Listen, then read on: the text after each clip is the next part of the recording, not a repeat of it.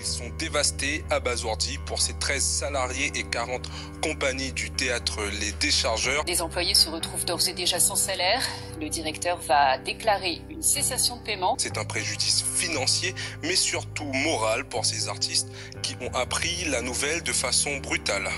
Let's go baby! Qu'est-ce qu'il est en train de se passer au Déchargeur à Paris? C'est la grosse question qui est en train de secouer la profession depuis quelques jours. On a appris brutalement que le théâtre était sur le point d'être déclaré en cessation de paiement, et ce, en parallèle du rachat du bâtiment dans lequel il se trouve par un promoteur immobilier. Ce qui veut dire concrètement, annulation pure et simple de la programmation à partir de septembre, 14 salariés permanents et intermittents au chômage d'ici quelques semaines, et surtout, potentielle disparition d'un lieu qui fait figure d'exception dans le paysage théâtral parisien. On y reviendra. Pour y voir un petit peu plus clair, je vais essayer de tout vous résumer de la manière la plus factuelle possible en recoupant toutes les prises de parole de la part de chaque partie sur cette affaire, c'est-à-dire les salariés du théâtre, le directeur et gérant Adrien Grassard, les compagnies programmées sur la saison 23-24 et le promoteur immobilier Allfilm. On est le 7 août 2023 au moment où j'enregistre cette vidéo. Sachez qu'il y a des prises de parole tous les jours autour de cette affaire, donc les infos que je vous donne aujourd'hui seront sûrement à compléter par la suite ou à reconsidérer.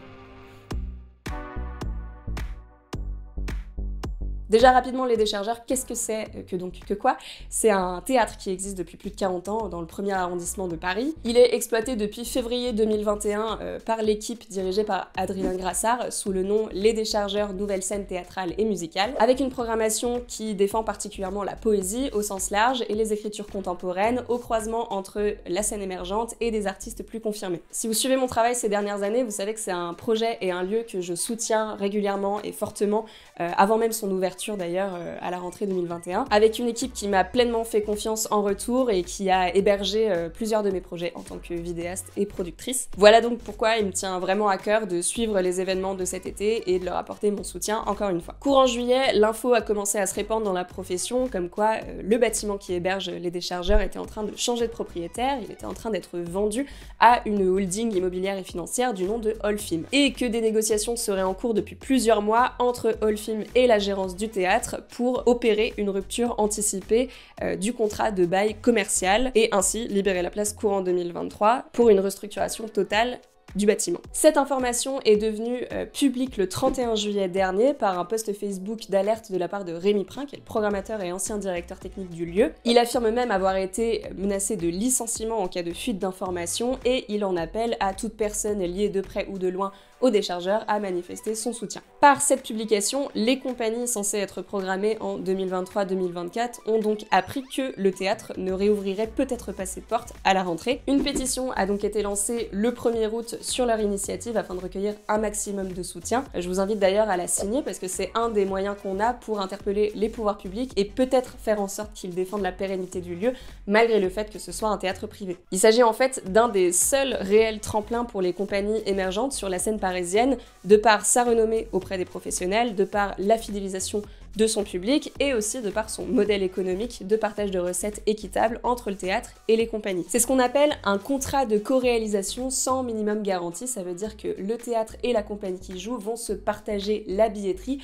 sans que l'un n'ait à verser une somme garantie à l'autre. C'est un des très rares théâtres privés de la capitale à fonctionner comme ça et donc à prendre autant de risques financiers que la compagnie qui le programme, ce qui donne d'autant plus de crédit à leur choix de programmation. Si vous voulez plus d'explications sur le modèle économique des Déchargeurs, je vous invite à aller voir l'entretien que j'avais fait avec Adrien Grassard, le directeur, en avril 2021 sur ma chaîne. Bref, et justement le lendemain, le 2 août, c'est au tour d'Adrien Grassard de s'exprimer publiquement via la page Facebook des Déchargeurs en réponse aux publications précédentes qu'il qualifie de mensongères, voire diffamatoires. Il rappelle l'investissement financier et humain colossal que ce projet des nouveaux Déchargeurs a demandé, notamment en pleine crise sanitaire et donc les risques que ça sous-tendait. Après 2 saisons d'exploitation qui, selon lui, n'a pas assez rencontré son public, il annonce que la trésorerie ne permet plus le bon fonctionnement du théâtre et qu'il doit donc déclarer au tribunal du commerce une cessation de paiement, ce qui entraîne de fait la fermeture du lieu. Dans son communiqué, il ne parle pas du tout de négociation avec le promoteur, il parle juste de changement de propriétaire du bâtiment sans plus de détails. Il affirme cependant que les équipes du théâtre ont été mises au courant par 3 fois de la situation économique fragile du théâtre et que tout a été tenté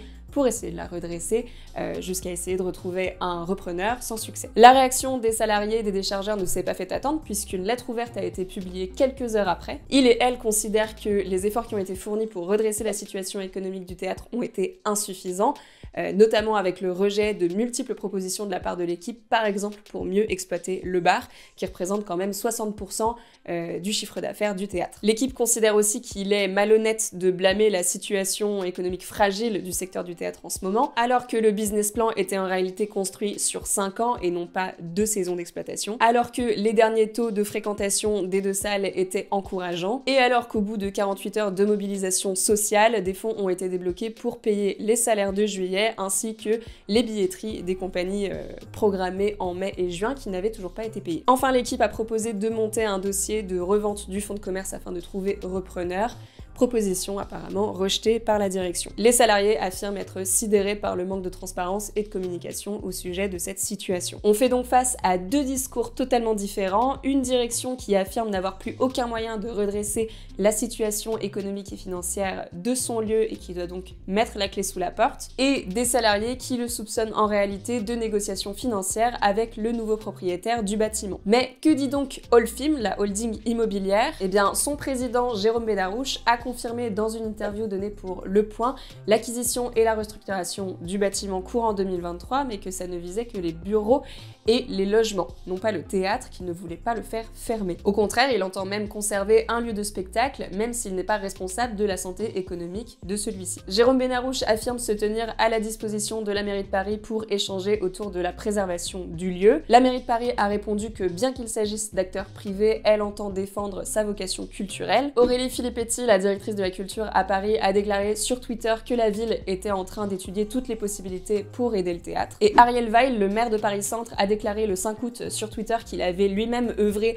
à la poursuite des activités du théâtre auprès du promoteur et que les pouvoirs publics s'engageaient à aider tant que faire se peut les employés du théâtre ainsi que la programmation. C'est pour cette raison que je vous invite encore une fois à aller signer la pétition qui a aujourd'hui recueilli plus de 5000 signatures pour marquer votre soutien. Vous pouvez aussi partager cette vidéo pour informer et sensibiliser votre entourage. Et puis le meilleur soutien que vous pourriez fournir en vrai pour le secteur, c'est de continuer à aller au théâtre, vous en tant que public, notamment en choisissant d'aller dans des petits lieux, dans des petites structures comme les déchargeurs. Également, je sais qu'il y a des lieux, qu'il y a des institutions qui me suivent ici, donc n'hésitez pas à vous rapprocher de Rémi Prin qui a lancé un appel à la reprogrammation de ces 40 compagnies qui se retrouvent sans plateau à la rentrée. Il y a déjà des structures privées et publiques qui ont répondu à l'appel, donc c'est hyper encourageant. De mon côté, je vais continuer à suivre de près les événements autour de cette affaire. Ça fera peut-être l'objet d'une prochaine vidéo, on verra selon les besoins. Donc abonnez-vous si c'est pas déjà fait, si vous voulez rester informé, et sur Instagram et sur YouTube. Il me reste plus qu'à vous souhaiter de passer un bel été, si c'est possible. À la prochaine. Ciao!